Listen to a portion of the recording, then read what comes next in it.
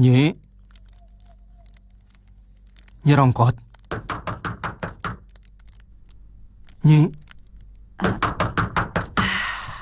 Ger Kamandanu? Benar, Nyi. Ayo.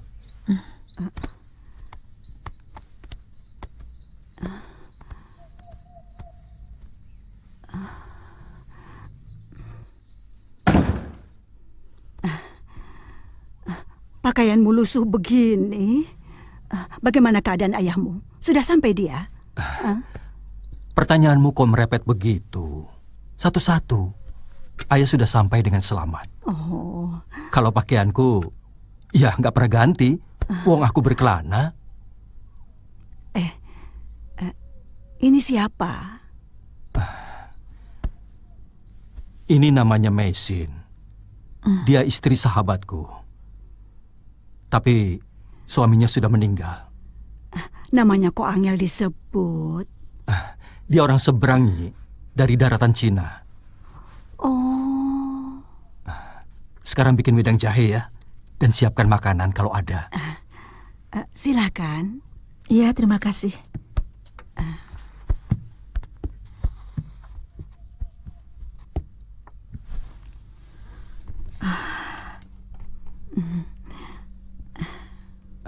Nyi Rongkot itu orang yang mengasuhku sejak kecil.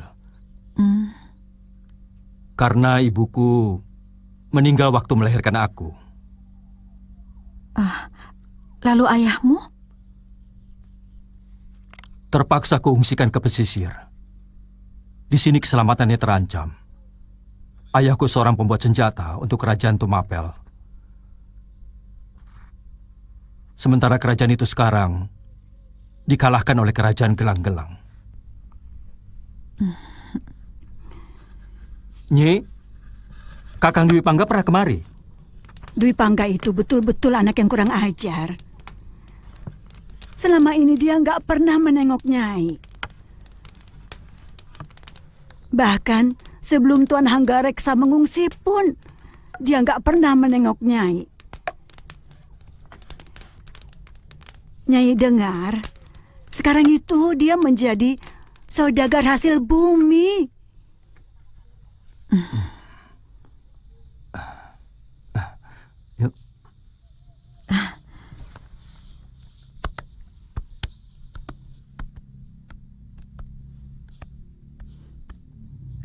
Ini kamarku dulu.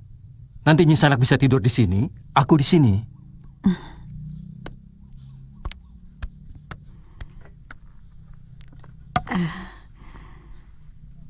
Silakan diminum, mumpung masih panas.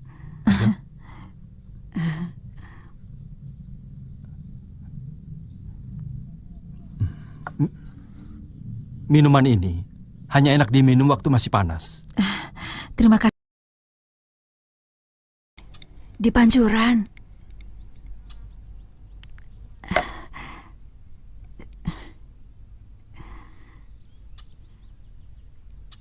Kamu naksir sama Meisin ya? Nyi Rongkot. Ngawur. Dia itu sebatang kara. Jadi sudah sepantasnya kita menolongnya. Ayo Longger. Kulitnya bersih, putih seperti pualam. Wajahnya menarik. Jangan macam-macam, Nyi. Nanti...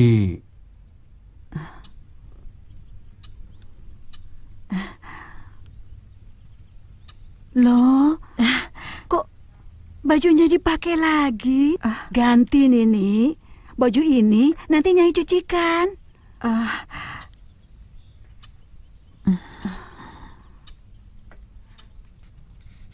Tidak perlu repot-repot. Nanti gatal loh. Bisa kena penyakit.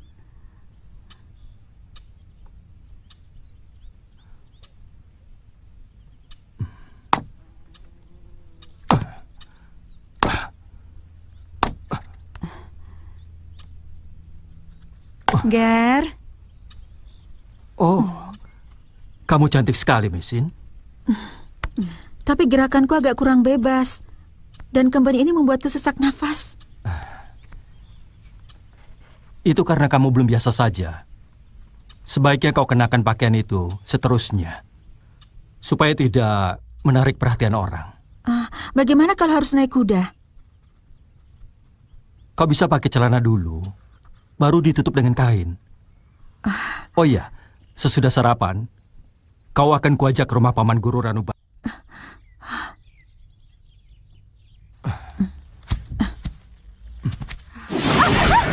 Nesin, kenapa?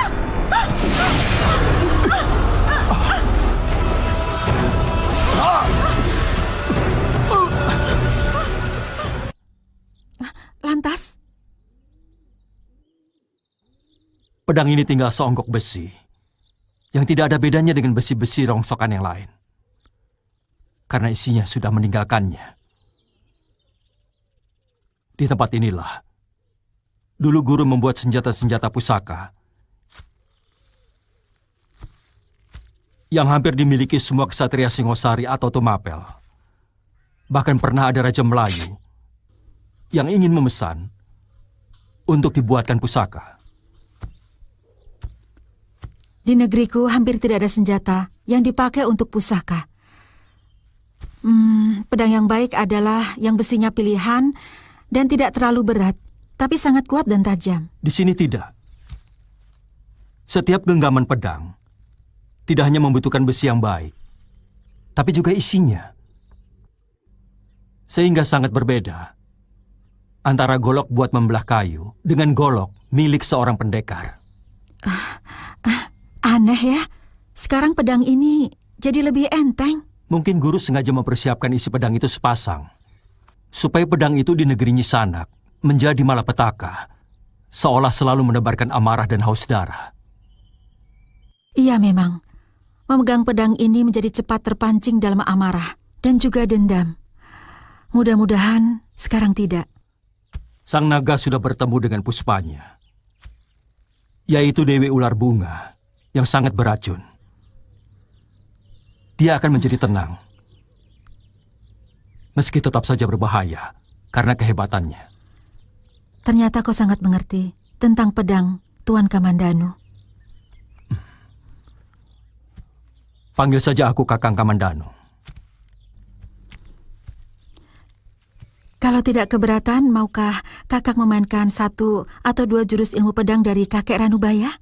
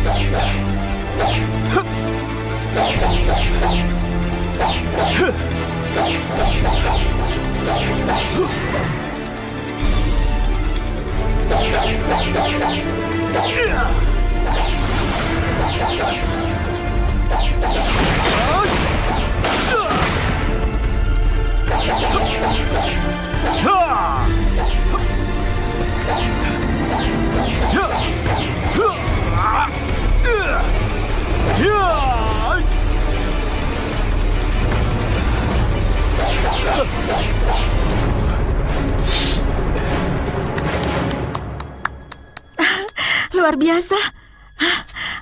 Baru kali ini saya melihat ilmu pedang dengan kecepatan yang sangat tinggi, Kakang. Sebenarnya ilmu yang diberikan guru bukan jurus pedang. Tapi jurus itu bisa digunakan untuk senjata apa saja. Tinggal kita melatih diri dan menyatu dengan senjata yang paling kita sukai. Kebetulan aku suka pedang. Saya pernah melihat kakek Ranubaya menggunakannya, tapi tidak sepenuh hati. Karena niatnya hanya untuk menarik perhatian tentara kerajaan yang mau menangkap kami. Apa nama jurus itu? Seipi angin.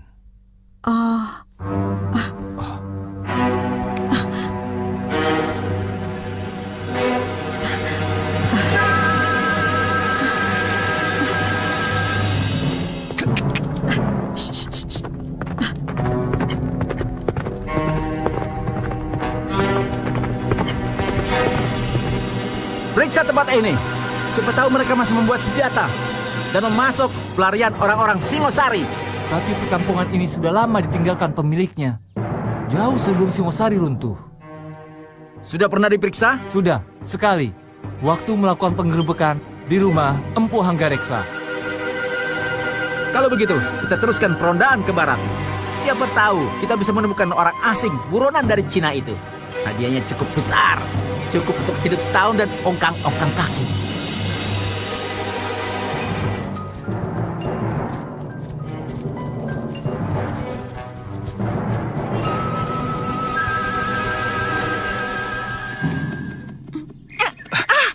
Maaf, Kau sengaja? Kau cukup beri isyarat saja, tidak dengan... sungguh. Tadi aku hanya mengikuti naluri yang tiba-tiba menggerakkanku. Sama sekali aku tidak bermaksud. Barangkali kau mengira, karena aku janda. Kakak lo, maafkan aku. Aku telah berdosa. Mesin, maafkan aku. Jangan sentuh aku.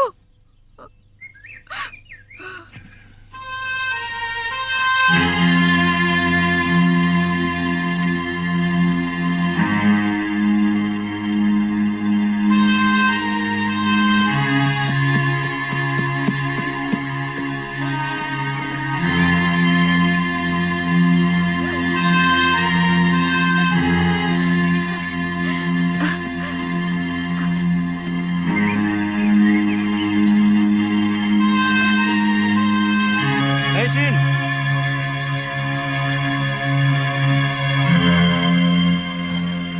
Kenapa wajah Mesin tidak mau juga hilang dari pikiranku? Jangan-jangan aku jatuh cinta.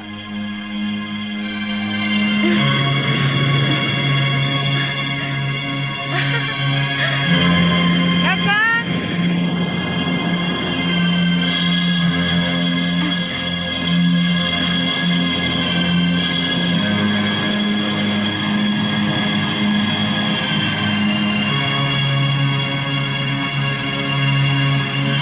Mesin, aku mencintaimu.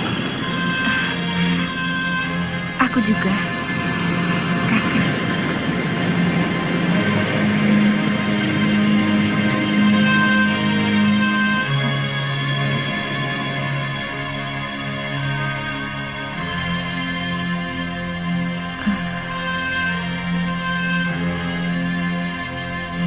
Kak, maafkan aku karena perhatianku.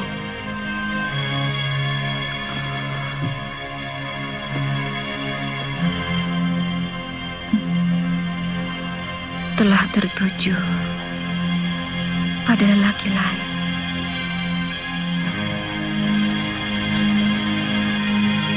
Sudah siang begini, belum juga ada yang bangun.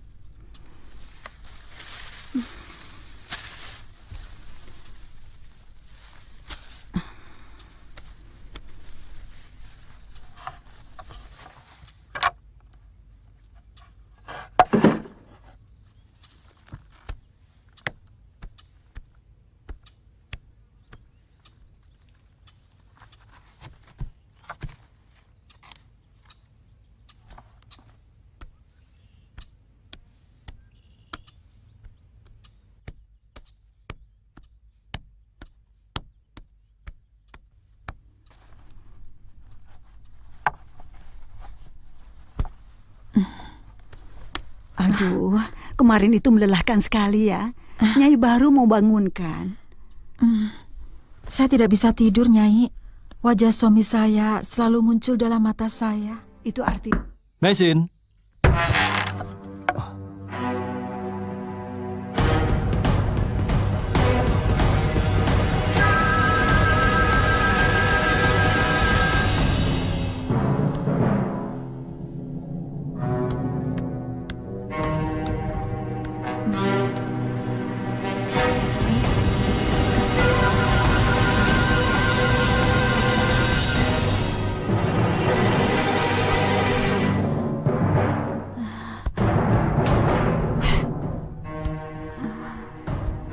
Nyi, mesin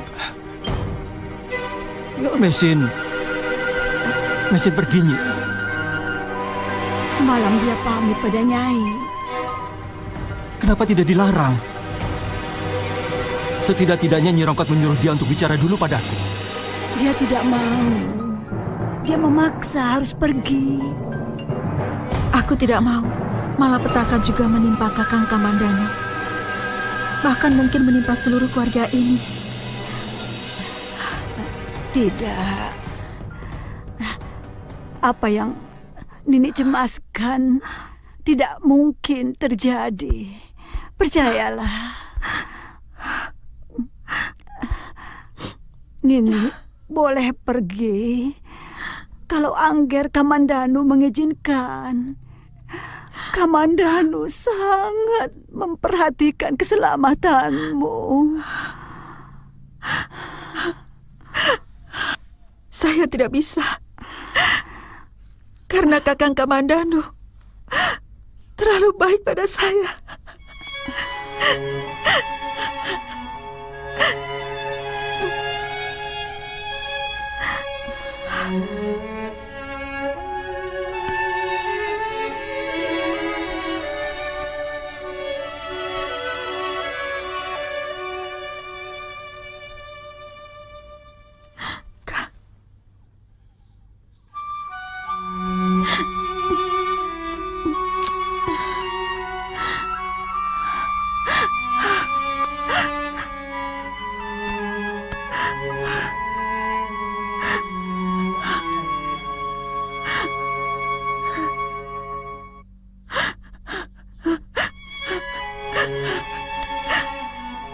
Nyai tidak bisa menahannya, Angger. Tapi dia pergi setelah mencium keningmu.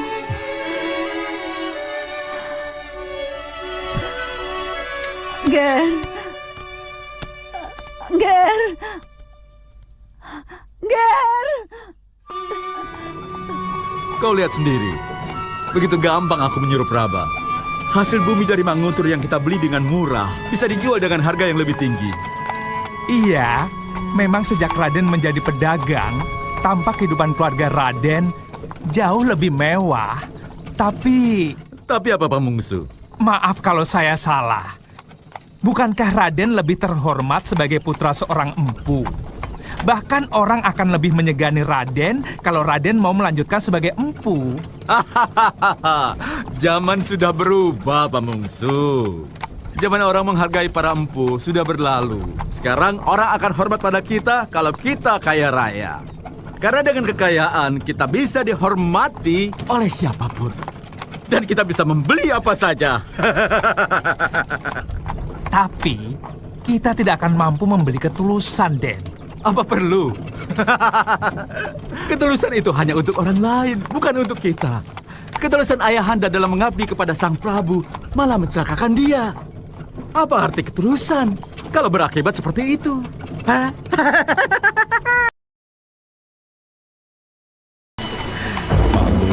Pamungsu. Tapi kau tidak mau, ha? Iya kan? Maaf, Den. Saya sudah kangen sama Nini di rumah. Gak usah terlalu. Lelaki jamak untuk menikmati hidup. Karena dia yang susah payah mencari harta. Lihat kita sekarang. Kehujanan, kedinginan. Sementara istri kita enak-enak tidur dengan sepenuh hati. Saya belum bisa, Den. Terus terang, setiap kali saya dekat dengan wanita lain, pikiran saya langsung kepada Nini di rumah. Dan anak saya. Setelah itu, gairah saya langsung hilang. Pamungsu, hidup itu untuk dinikmati. Mestinya, Den. Terus terang, kadangkala saya heran kepada Raden. Raden kok bisa bermesraan dengan wanita lain? Maaf loh, Den.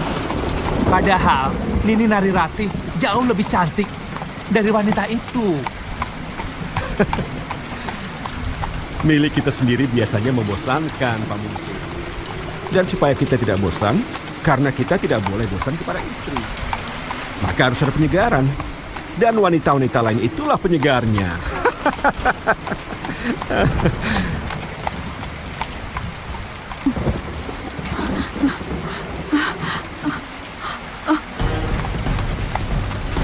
Ada seseorang yang jalan.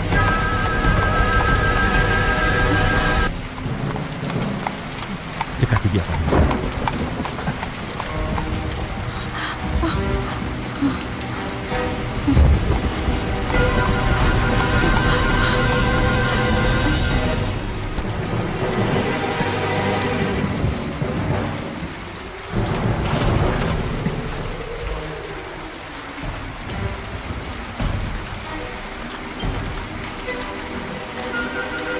Rupanya pingsan. Kita harus menolongnya, Pak Musuh. Kelihatannya bukan orang Jawa, Den. Iya. Melihat kulit dan matanya, pasti dia orang seberang. Kemungkinan dari kerajaan Mongolia yang menguasai daratan Cina. Ayo, angkat dia.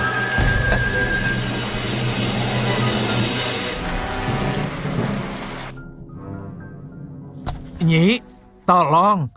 Pakaian perempuan itu diganti. Kasihan. Dia kedinginan.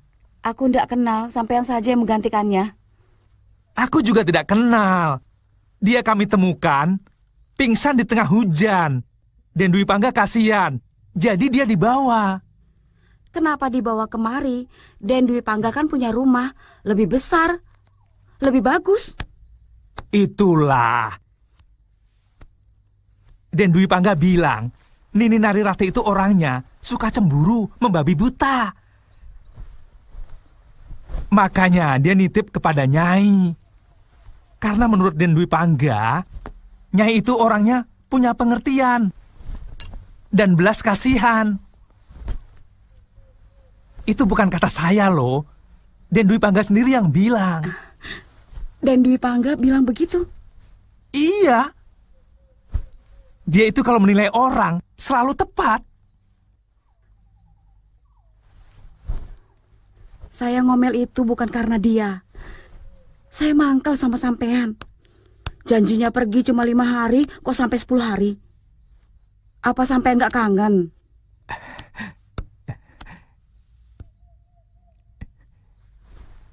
Iya kangen.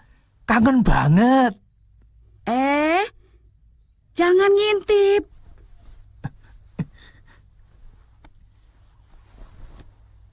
Jangan lama-lama. Aku sudah.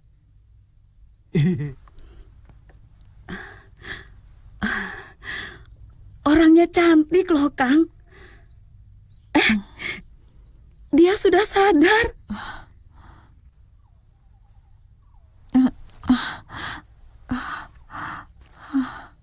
Apa dia bisa bahasa kita? Kang, tolong ambilkan wedang jahenya. Iya, iya.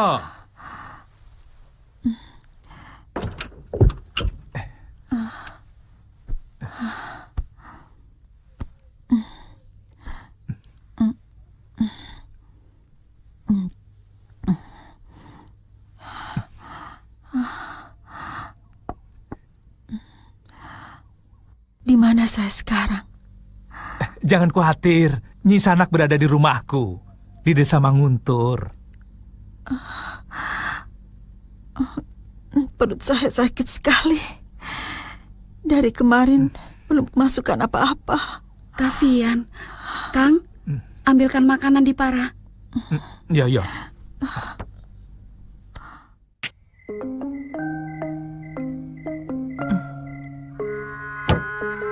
Terima kasih.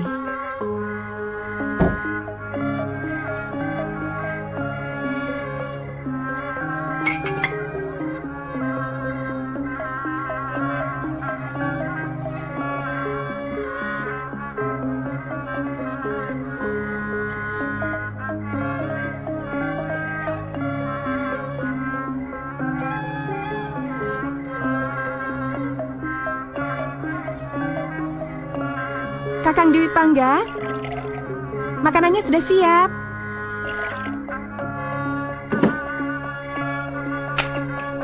Atau Kakang mau mandi air hangat dulu? Yilemu sedang merebus air dengan ramuan daun.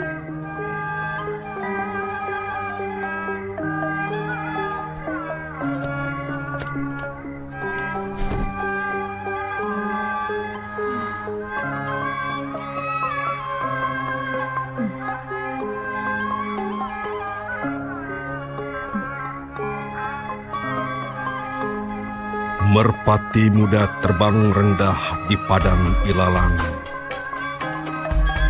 Terkagum indahnya alam. Mata terpana menatap rembulan petang. Silau oleh lansat kulitnya. Bening, warnanya kuning. Kakang Dwi Pangga, makanannya keburu dingin. Kamu makan saja dulu, Nari. Tiba-tiba aku ingin menulis syair.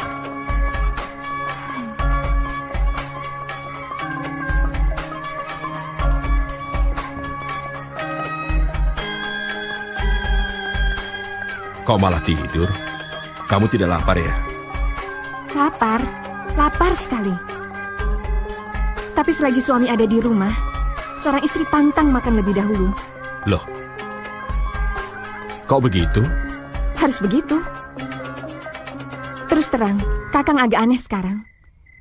Sudah lama sekali Kakang tidak pernah menulis syair. Sekarang tiba-tiba langsung menulis. Aneh. Ada apa? Diam! Jangan ganggu aku. Aku akan makan kalau aku ingin. Jangan cari-cari perkara.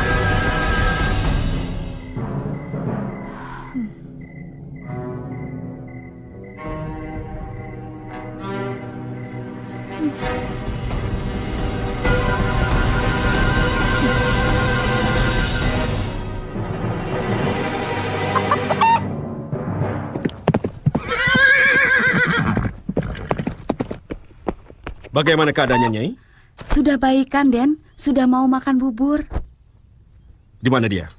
Ada di dalam. Mari saya antar masuk.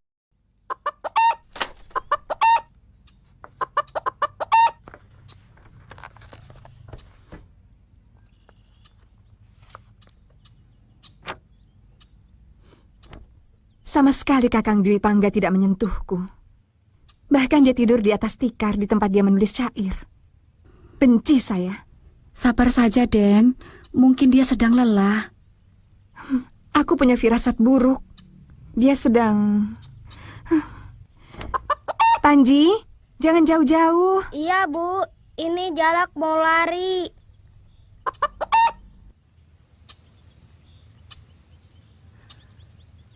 Jaga dia baik-baik, Pamungsu. Bagiku dia lebih berharga dari seguci emas. Den Dwi Pangga mau kemana? Trauslor, Tuan Ratman belum melunasi hutangnya. Saya yakin Den Dwi Pangga pasti berniat buruk pada Nini Mesin. Itu namanya buruk sangka. Tidak boleh begitu. Kok ngomong begitu? Matanya jahat. Sepertinya mau menerkam dan melumat-lumat Nini Mesin. Kasihan Nini Mesin. Pokoknya tidak usah ikut campur. Sudah. Yang penting bukan suamimu yang melakukan. Kita nonton saja.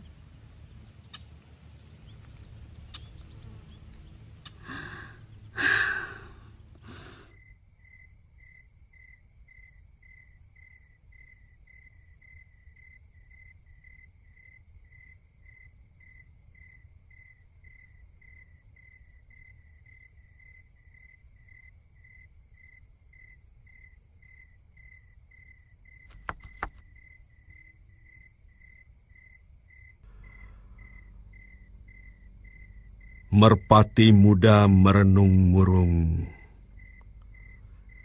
Dalam sunyi dia bertanya, maukah bulan turun ke bumi menemani sepiku? Nari Rati, aku paling tidak suka pada siapapun yang berani menyentuh syair-syairku. Sejak kapan? Dulu bahkan Kakang mengirimiku beratus-ratus keropak lontar berisi syair yang memuji saya. Kenapa sekarang harus berubah? Apa sekarang ada gadis lain yang hendak kau hujani dengan syair-syairmu, Tuan Dwi Pangga? Kau menuduh aku selingkuh, Rati?